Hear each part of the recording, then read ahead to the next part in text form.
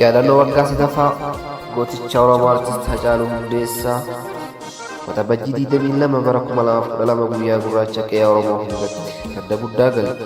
Artistii Oromoo qaaliif goota sagalee isaa uummata Oromootiif roorroo uummata isaarra gahu qolachaa ture, kan yeroo diinni uummata Oromoo irratti ciqilfatee uummata Oromoo saamaa ture, uummata isaatiif lubbuu ofii kennee diina uummatichaa dura dhaabbataa ture.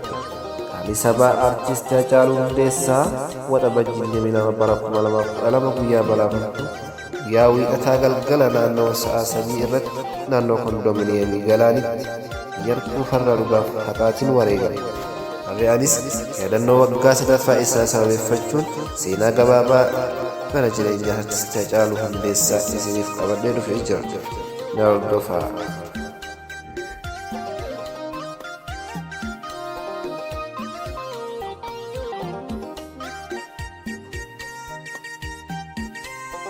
Artist Hacaaluu Hundeessaa weellisaa Oromoo, barreessaa walaloo fi yeedalloo sirbaa, sabboonaa fi qabsaawaa mirga Oromooti. Hacaaluun weellisaa Oromoo jaallatamaa yoo ta'u, eenyummaa fi aadaa Oromoo guddisuu irratti of kennee hojjeta. Hacaaluun seenaa fi aadaa Oromoo akka beekamu gochuuf tattaaffachuu isaatiin uummata biratti beekama. Hacaaluun kan dhalatee guddate magaalaa Ambootti yoo ta'u, barri dhaloota isaa bara 1985. Maatii isaa Hacaaluun mucaa shanaffaa yoo ta'u, obboloota dhiiraa 6 fi obboleeyyan durbaa 4 qaba. Akkuma ijoollee Oromoo kamuu Hacaaluun maatii isaaf loon tiksaa akka guddate dubbata. Barnoota isaa hanga kutaa 12tti achuma magaalaa Ambootti barate. Hacaaluun baay'inaan maatii isaa biratti kan guddate yoo ta'u, akaakayyuu isaa biras jiraateera. Akaakayyuu isaa waan jaalatuufis mana barumsaa dhihoo jiru dhiisee kan naannoo mana akaakayyuu isaa jirutti fagoo deemee barachaa ture. Hacaaluun Looreet Tsaggaayee Gabramadiinii wajjin firooma qaba.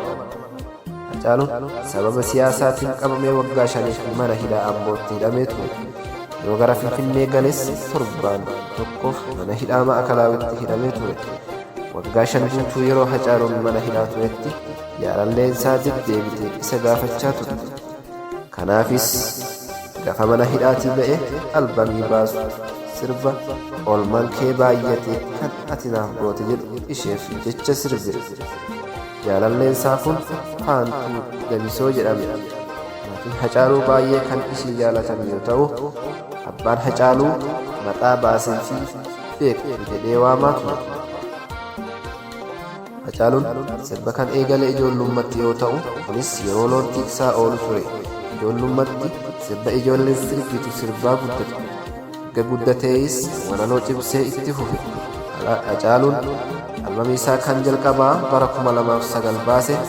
Hacaaluun albamii kana kutaa 12 iddoo odoo baratu baase. Albamii kana baasuuf jimaata gara Finfinnee deemee wixata deebi'ee shaakalaa ture.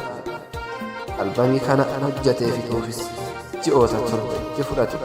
Albamiin kun sirba 12 of keessaa kan qabu yoo ta'u, mata dureen isaa Sanyii Mootii jedha. Sirboota 12 kana keessaa 9 walaloo kan barreesse Hacaaluu yoo ta'u, kan hafan 9 immoo Simee Tufaatu barreesse. Maatii Hacaaluu keessattuu abbaan isaa kan inni weellisaa ta'u akka inni weellisaa ta'u hin barbaadu ture. Abbaan isaa Hacaaluun baratee karaa barnootaa iddoo guddaa akka ga'u hawwaa ture.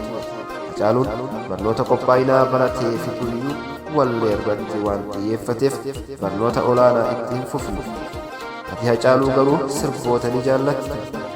Albama sadaffaa osoo baasaa jiru kan irratti wareegame goonni kun sirboota qeenxee maalan jira, jirra jirraa fi geerrisa illee ni qaba.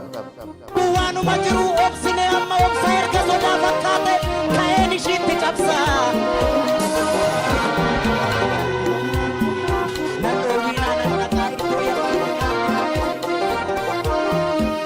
Hacaaluun jaalallee isaa ijoollummaa Faantuu Damisee fuudhee ijoollee durbaa babbareedduu 3 horataniiru.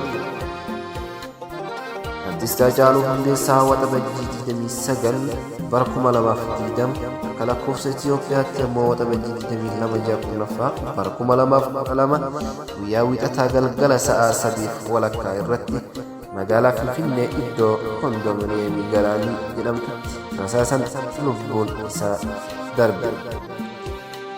Egaa kabajamtoota fi jaalatamtoota daawwattoota keenya yaadannoo waggaa sadaffaa artist Haacaaluu Hundeessaa sababeeffachuun seenaa gabaabaa gootichaa isiniif qopheesse asirratti xumuramaa seenaa kana dubbisuun kan isiniif waliin ture Adam Abdullatiif jedhama. Hanga yeroo biraatti wal deebinutti turtii gaarii.